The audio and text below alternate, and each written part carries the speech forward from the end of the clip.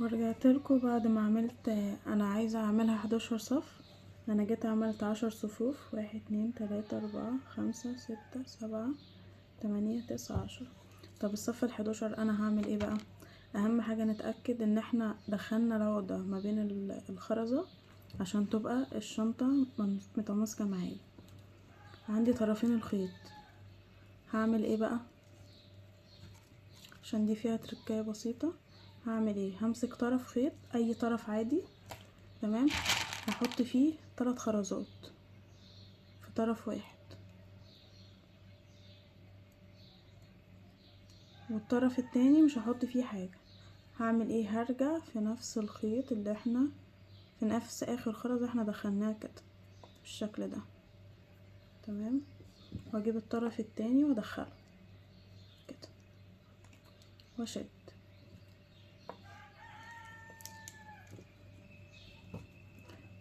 الخيط طبعا هياخد جنب معانا الناحية التانية كده بالظبط.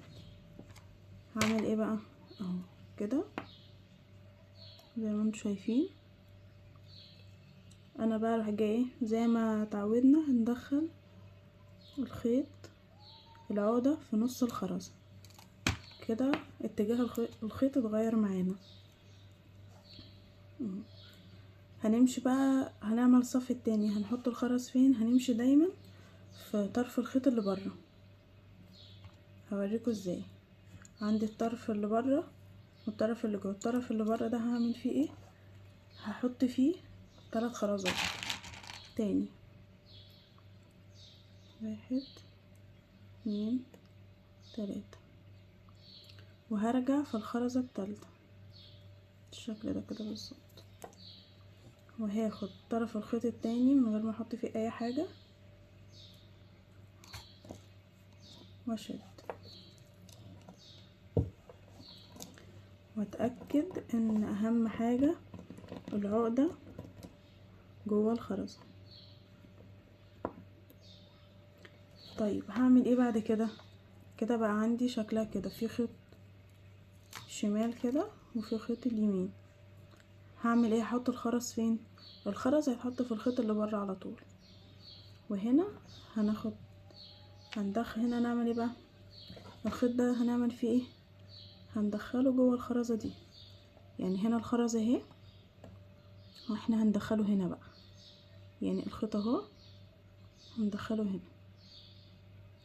يعني يا رب الكاميرا تكون موضح كده، وهشد من غير ما احط فيه اي خرز او اي حاجة. هيصبح احنا المنظر هيبقى كده هنا اهو، ودي اللي بره. هعمل ايه بقى؟ اللي بره ده انا كنت بحط 3 خرزات، لا هحط خرزتين عشان عندي 2 اهو، وانا عايزه اعمل غرزة رباعية. هجيب خرزتين احطهم، خرزة اهي والتانية، هرجع في نفس الخيط تاني كده واحط الطرف التاني جواها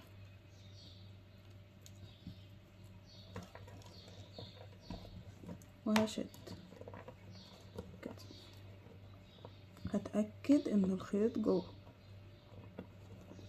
هعمل معاك واحدة كمان كده. انا عندي طرفين الخيط اهم، طرف كده وطرف كده. الطرف اللي جوه هحطه في الخرزة اللي بعدها زي ما انا وريتكم اهو. عندي خرزة دي والخرزة دي، انا بقى احطه في الخرزة دي اللي بعدها على طول. هدخل هنا كده اهو واشد الخرزة اللي والخيط اللي بره هحط فيه خرزتين، دي خرزتين، واعمل الربطة بتاعتنا واشد.